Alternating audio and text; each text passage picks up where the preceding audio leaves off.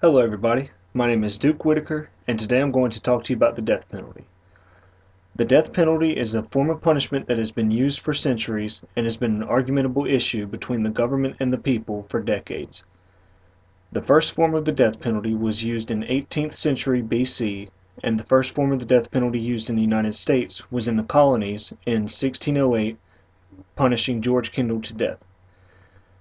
There are 31 states that use the death penalty and 19 that do not. Of the 31 states that do use the death penalty, 7 states use electrocution as their method of the death penalty, 2 states use gas inhalation, 1 state uses hanging, and 1 state uses the firing squad. The remaining 20 states use lethal injection as their form of the death penalty.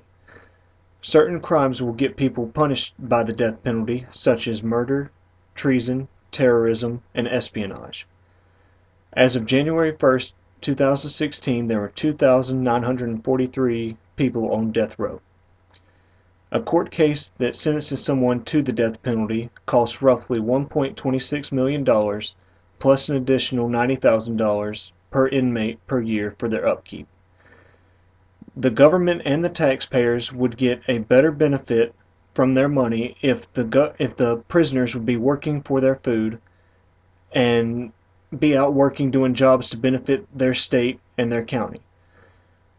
If they assisted state workers and county workers by doing anything from the simple litter pickup that you see the good inmates doing to the cutting down trees and doing road work to help assisting the county workers and the state workers, this would double their production, and it would also free up the paid state and county workers to do jobs they're specifically trained to do. If the prisoners worked for their food, that would be their form of payment. If they refused to work, they would not get fed for that day. This would cause them to work harder if they were working for their food, and if they did refuse to work, then they would only refuse just a couple of times before they called on that they had to work for their food, because it would be hard to go without food for the rest of the day. People make mistakes such as murder, so how would it be fair for them to be murdered as their punishment? Instead, they should be able to sit around and think about the crime that they committed and be able to ponder on why they did it, and as they aged and as they matured, they would begin to think about it with a more open mind and realize how big of a mistake that was. Certain people can be released from death penalty, such as the case of Billy Moore. Billy Moore was an Army private who was in Germany in 1974 and came home after 3 years of being stationed there to find his wife had been addicted to meth and his child had been sent to a foster home.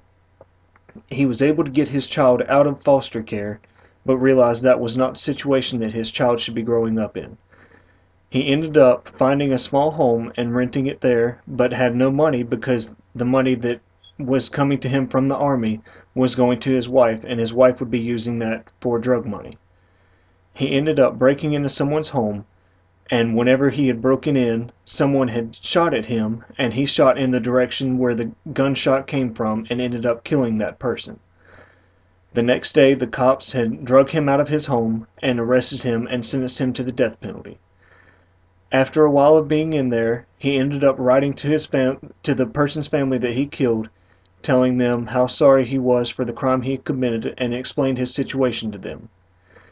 His wife, the man's wife who he killed, ended up forgiving him and ended up petitioning and getting everybody in that county to petition against him being on death penalty, and they ended up getting him released. Not everyone who is sentenced to the death penalty will be sentenced to death. Some can be petitioned and be gotten off of the death penalty, but most of the people who are sentenced to the death penalty stay on there. Instead of them sitting in a cell all day waiting for their death, they could be out doing jobs for the rest of their life and helping benefit their community and helping benefit taxpayers and the government by giving them free labor. If their food was the source of their payment, then they would be getting paid, and that would cause the government to be able to get free labor as a benefit.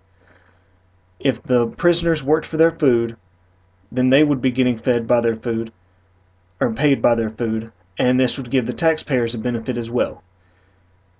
If the prisoners were able to work for their food, that would also give them a chance to think and ponder about the crime they committed.